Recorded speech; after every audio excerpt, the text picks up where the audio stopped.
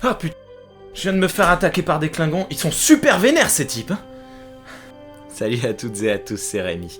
Alors, j'ai 3 raisons d'invoquer Deep Space Nine comme ma série favorite dans l'univers de Star Trek. La première, c'est une raison interne à Star Trek.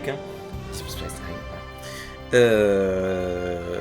Même si c'est une série par laquelle il ne faut absolument pas commencer parce qu'elle demande, au contraire, elle demande un minimum de connaissances dans l'univers et dans son fonctionnement, ça reste celle qui, sans parler d'exploration, pousse le concept à son paroxysme.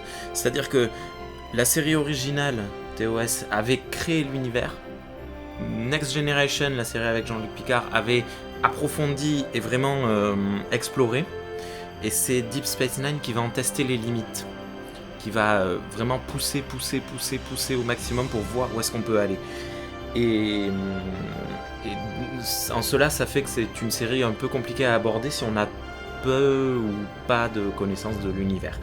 Mais c'est la série qui apporte le plus de crédibilité, selon moi, à cet univers et qui le rend le plus cohérent. C'est-à-dire que on va souvent dire que la série est plus sombre, plus crasseuse que les autres, mais en réalité, c'est qu'elle est plus crédible. En fait, on peut citer par exemple la section 31. Nombre d'entre les fans de Star Trek détestent la section 31 en disant mais c'est pas du tout Starfleet, c'est pas normal. Et en réalité, en fait, ça ancre Starfleet dans la réalité, c'est-à-dire qu'il y a besoin de ce genre de choses sombres pour permettre aux lumineux de vivre et de briller. On peut parler également du côté âpre du concept de la guerre, à quel point la guerre c'est mal. Vous voyez. Les autres séries vont se contenter ou de temps en temps faire des petites touches. On pensera notamment à l'épisode de TNG où Picard est prisonnier des Cardassiens, mais c'est vraiment le message clair de Deep Space Nine, attention à la guerre, à ce qu'elle implique, à tout son malheur, et pareil en explorant divers aspects de la guerre. Et je trouve qu'en cela elle est vraiment très très complète de manière interne à l'univers, à Star Trek.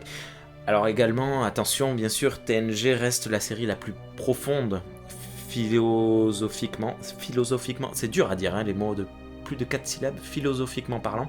C'est TNG la série la plus approfondie et également la série la plus générale. Mais Deep Space Nine apporte un liant et une forme, avec sa nouvelle forme de narration également qu'elle apporte. Les épisodes se suivent et les personnages évoluent réellement, tous d'une saison à l'autre, ce qui m'amène au deuxième point. La deuxième raison qui est externe à Star Trek, c'est son format. On dira que la série est très soap, qu'elle ressemble presque à du Feu de l'amour, Amour, Gloire et Beauté, tous ces trucs-là. Mais là non plus, je suis pas d'accord en fait, parce que ça rentre dans le concept de pousser les limites et de besoin de cohérence de l'univers, c'est-à-dire que les rapports sociaux sont vraiment poussés à leur paroxysme dans Deep Space Nine, et les rapports sociaux de Star Trek, comment est-ce que les humains vont évoluer, c'est de la sociologie et ça a besoin d'être exploré également dans cet univers-là. D'où les interactions en fait très bonnes entre les personnages et leur progression. On peut pas rester sur les mêmes concepts de personnages en 8 saisons, c'était juste pas possible.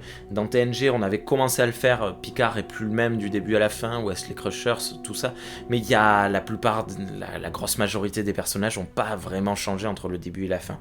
Là, entre la première apparition d'un personnage et le clap de fin, tous ont eu une évolution. Alors, plus ou moins on l'acceptera ou on l'aimera, plus ou moins, mais une évolution cohérente et qui empêche cet effet statu quo qui personnellement ça m'agace.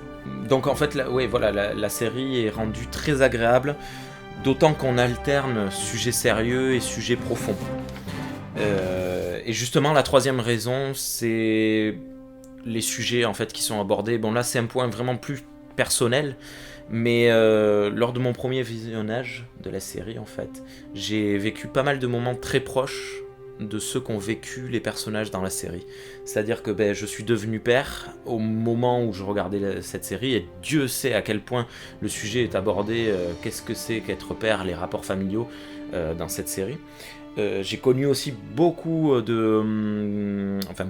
j'ai connu des décès proches, et également ce sont des thèmes assez abordés dans la série.